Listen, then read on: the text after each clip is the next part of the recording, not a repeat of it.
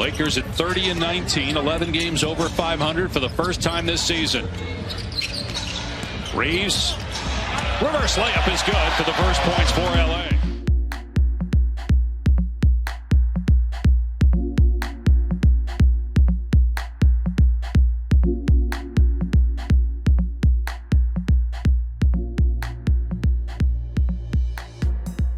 He got out of the gate very slowly.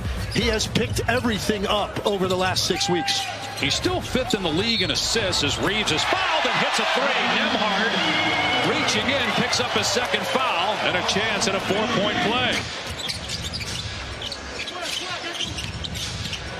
Reaves on the drive, spun into traffic. Nice move, though, and Reaves scores. He's got 8 points, outscoring Indiana by himself. And, potentially what it's going to look like for J.J. Redick. He immediately went to Austin Reaves, and let's include Austin in that because of what that means to have 3 dynamic ball-handling playmakers on the court for long stretches, and certainly no time in the game where you can't have at least 2 of those. Now and for the foreseeable short future, that's, to me, is not what that trade was all about, Dave. Reaves drills a 3. That's his second 3. He's 4-4 overall from the floor. Numbers for the Lakers. Siakam 0 for 4 from the floor. Morris's 3 is there. And a timeout by Indiana. Rick Carlisle's already gotten 1 technical. Yeah, Pascal Siakam stays on the ground after not getting the call. Puts the Pacers in a tough spot going the other way. Continue to roll. Good defense inside against Siakam. Milton ahead to Reaves. Reaves drives and scores plus a foul. A 30-point afternoon for Austin Reaves. Winning 13 of their last 16 games, the best mark in the league during that 16-game run. Shot clock inside of 10. Deep 3, Reaves hits it again. Austin Reaves with his 4th 3, 37 points. Really upped their offensive game here today without a total of 53 points that Doncic and James have provided this year for their respective teams. Nice no-look pass, Reaves, and Goodwin with the layup. Siakam still on the bench for Indiana. Another turnover. Reaves with the slam, a new career high. 2023 and 2024 will not be an all-star next week in San Francisco. Reaves, lob, Hayes, catch and finish. What a look by Austin Reaves. Right, Austin, usually when you speak to me in these situations, you try to deflect credit. Don't think you can do that as you get the career-high 45 in leading the team to a victory. I definitely can. This group came out here shorthanded. No Bron, no Luka, no big fella from Charlotte as he's still going through his process. And that first half was amazing. We played unbelievable the first half. We could have did better late there, last 4 or 5 minutes, but that's a team that's going to keep running, keep shooting threes. They're going to make a couple eventually, and you just got to weather the storm. And yeah, I didn't even know if I was going to play today, to be honest. It was a very late decision. I'm happy I could be out here and help the team. Yeah, you had the sore elbow from the last game. How did it feel? I mean, it looked like it felt okay out there. Yeah, the looks are a little deceiving sometimes. But once you get in here, the best gym in basketball, you kind of forget about all the pain and you just want to be out there with your brothers and hoop. So that's all I wanted to do, and I'm just glad we could get a win. Where are you guys finding this collective energy and kind of grit and tenacity that you're seeing? And even again, you mentioned LeBron and Luka sitting on the bench watching, and you still find a way to get it done.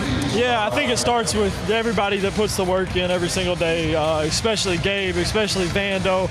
Shake's been super professional. He was out of the rotation, gave us huge minutes tonight, and he's gave us big minutes in the last couple games. I mean, but those two, Gabe and Vando, bring a different dynamic to our team that we've been missing for the last couple years. So, yeah, they're big for us. All right, I'm trying one more time, though. 45. What did you find that was working? Get to the free throw line. The 3 was falling. You were getting to the rim and finishing. But how about that rhythm that you found offensively? Well, to be honest, I missed a lot of layups. You missed like 3. Yeah, that's a lot. That's a lot.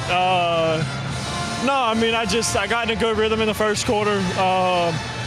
They started throwing different coverages at me, and I just wanted to make the right play. And that's what I hang my hat on. I tell you that every time I talk to you. So that's just what I want to do. I want to play the game the right way. If it's me scoring, cool. If it's someone else scored, honestly, that makes me even happier. So, like I always say, I'm happy to get the win. All right, go get some ice on that elbow. Appreciate you, champ.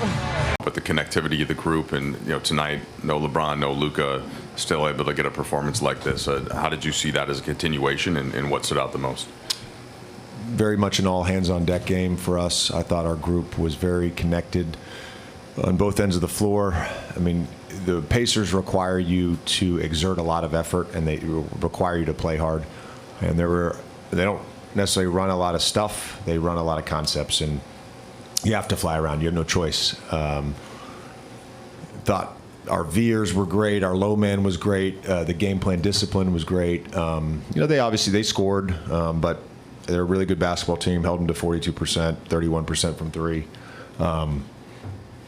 They got 26 points in the paint in the second half, but for us to hold that team to 42 points in the paint, hey, we felt like if we could do that, we could win the game. I know you've spent a lot of time with Austin, since you got the job. What have you seen from him throughout these months, and kind of capping off a 45-point performance today? Yeah, I think the biggest growth for him has been his leadership. It's something I've challenged him on. It's something he wants. He wants that responsibility. He's accepted it. He's embraced the challenge. I joked with him before the game. I said, did Bron talk to you? He said, yeah, Bron called me last night, told me he's going to be out. I said, we probably need a 38-8 game, from you. And 45-7-7 will do. That'll do. So he played awesome. JJ, you guys converted Jordan to a two-way contract. He comes in tonight, 10 points, 4 rebounds, plays pretty good defense, is closing for part of that fourth quarter.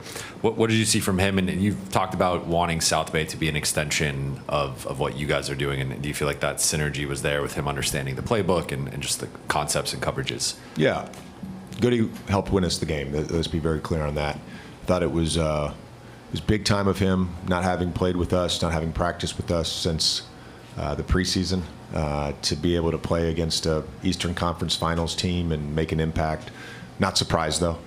He's someone that we've wanted to have up with us. The two ways we've had have all been really good. It hasn't felt right, particularly with him rehabbing a hamstring injury earlier in the season, and then re-injuring his hamstring. So it's been a challenge to get him up, but we felt like the timing was right to do it now, and to do that after getting called up on Friday was awesome.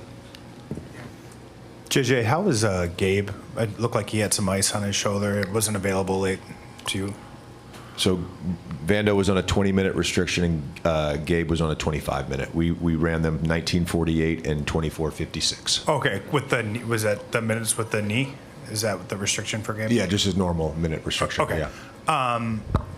The list of players who've had 45-7-7 in this organization are Elgin Baylor, Jerry West, Magic Johnson, Kobe, LeBron, and now Austin. He joked with us the other day like he doesn't belong in these conversations and stuff like this, but just how important has he been to this team this year, and how important is he going to be for what you guys are doing from here on out? I think he's been as important as any player on our team. When he was out with his, hip, glute, back from the fall, that sort of locked his body up.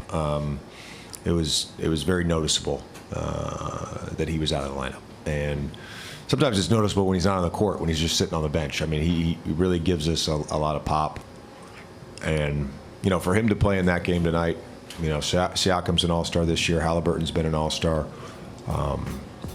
I felt like he was the best player on the floor tonight, and that says a lot. He showed up in a big-time way.